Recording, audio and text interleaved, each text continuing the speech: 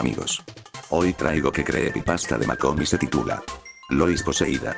Antes de empezar, les recuerdo que abajo pondré el link donde copie la historia y también le agregue un epílogo. Les digo esto porque he recibido comentarios de que me robo los vídeos de otros canales cuando yo elaboro mis vídeos.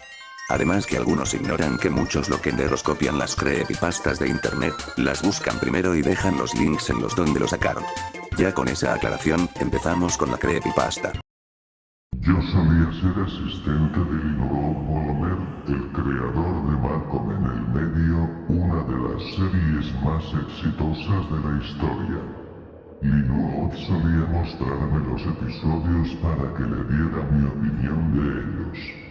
La verdad no recuerdo ningún episodio que no me haya gustado, pero un día me dijo que quería hacer un especial de Halloween fuera de lo común. El episodio se grabó en febrero y se iba a estrenar en noviembre. El episodio se titulaba Lois poseída por el mal. Yo pensé que el título se refería a que Lois se quería vengar de alguien o de algo. No obstante, cuando lo vi, quedé confundido. Aunque el episodio era bueno, no estaba tan seguro de que el tema que abordaba fuera apartamento para todo público. El episodio empezó normal. Todo iba bien hasta que llegó una escena en la que Reese revelaba que había comprado una ouija sin saber qué era. Malcolm y Dewey le dijeron a Reese que tener una es malo. Sin embargo, él pareció no entender y, más tarde, se puso a jugar con ella. Entonces, Lois encontró a Reese jugando con ese juego y lo obligó a deshacerse de ella. Reese, entonces, la tiró a la basura, pero una especie de humo salió del bote de basura y se metió a la casa de la familia hasta llegar a la boca de Lois.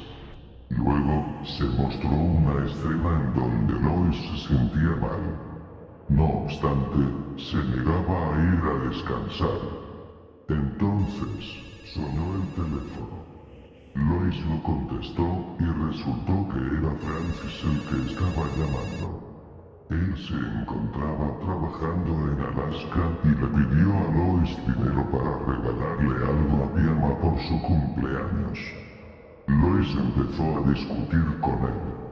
Sin embargo, de pronto, la voz de Lois cambió y se puso demasiado gruesa, como la de un monstruo o algo así.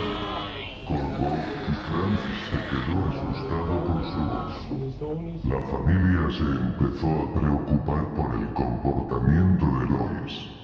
Así que iba a hablar con ella mientras estaba de espaldas y acomodaba la ropa en la sala.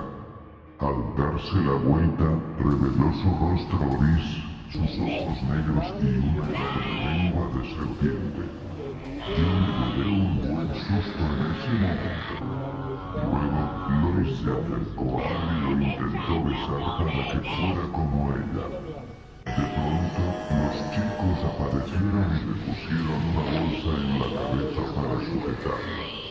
Después, la familia fue a buscar a un sacerdote para hacerle un exorcismo a Lois, pero, ya que el sacerdote solo era un patán al que solo le importaba el dinero, le iba a cobrar mucho dinero a la familia. Así que ellos decidieron llamar a otros sacerdotes. No obstante, supuesto que ellos le tenían miedo a Lois, la familia se vio obligada a hacer tareas domésticas a sus vecinos para pagarle al primer sacerdote. Al final del episodio, se mostró a Lois ya curada y a la familia discutiendo como siempre. El episodio nunca se estrenó porque las escenas de Lois poseída eran muy perturbadoras y el tema era muy polémico, sobre todo porque era una serie apta para todo el público. Epílogo. Hola, soy Thomas Johnson, el hermano del ex asistente de la producción de Malcolm.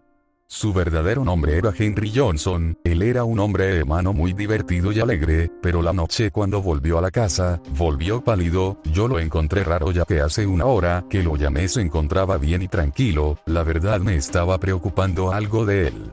Se quedó muy callado. Yo le pregunté qué pasaba, pero él insistía que él estaba bien, pero yo lo miraba con desconfianza. A la mañana siguiente, me enteré que él renunció a su trabajo. Yo me quedé choqueado y raro, puesto a que él me encantaba mucho su trabajo como asistente y renunciar de la nada, siendo que en ningún momento dijo una queja y mucho menos, yo lo conocía y sinceramente por su rostro no notaba ningún remordimiento por su jefe. En ese momento, le vuelvo a insistir, una y otra vez y él negaba decirme nada hasta que se soltó una lágrima. Lo que me contó fue terrible. En un principio me costó creerle, pero él en ningún momento escuché que estaba haciéndome una broma y más tratándose de mi hermano, quien nunca me ha hecho una sola broma en su vida. Luego de contarme del episodio que nunca salió a la luz de Malcolm. Luego de decírmelo, cuando volvió a casa, con una pistola, un arma real de tan solo 9 milímetros, me quedé asombra porque él no era de la idea de tener un arma y más siendo partidario en contra del uso de las armas puesto a que lo encontraba violento. Me quedé asombrado, le pregunté por qué tenía esa pistola y me salió que era por defensa del hogar. Al menos eso decía. Luego en la medianoche, él se encontraba escribiendo una nota, que ahora que lo pienso, era de suicidio. Luego a las 9 de la mañana, escuché un ruido fuerte, como si fuera un trueno impactándose, pero el sonido provenía de la casa, así que bajé con cautela, hasta que me gané en el comedor y encontré a mi hermano muerto con un gran charco de sangre en la pared. Tenía su arma en su mano, con la cual se suicidó y se voló los sesos. Me sentí mal, me largué a llorar, no procesaba que mi hermano estaba muerto e intenté revivirlo, pero era tarde. No quedó más remedio que llamar a la policía para dar aviso del cuerpo de mi hermano que estaba sin vida. No sin antes que mi mamá justo se despertará y vio su cadáver. En ese momento se largó a llorar y yo también me largué a llorar.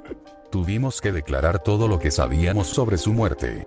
A la mañana siguiente, mientras íbamos a ver qué haríamos con el cuerpo ya muerto, encontré unas hojas que la policía se les olvidó llevar como evidencia. Él al parecer anotó todo lo que realmente pasó sobre ese maldito capítulo, así que decidí traspasar en blanco todo lo escrito a una página de internet, asimismo desahogar todo lo malo de una buena vez. Me da mucha pena y rabia de como un simple capítulo, un maldito capítulo, que le quitó todo lo que mi hermano más quería en el mundo y era, el vivir en felicidad. Ahora, ese mismo día decidí ir a la empresa donde trabajaba mi hermano y le pedí al creador que eliminara ese capítulo, debido a que ese fue el principal causante que se quitara la vida. El productor no tuvo más opción que hacerme caso y como era muy amigo con Henry, decidió destruirlo por la paz para que nadie más sufriera más dolor y angustia como mi hermano, quien hasta ahora, yo lo extraño. A pesar que pasaron mucho tiempo, sigo extrañando esa sonrisa de alegría, de vibras positivas y de positivismo, que lamentablemente, no volverán, y adivine por qué. Por un maldito capítulo, que nunca debió existir.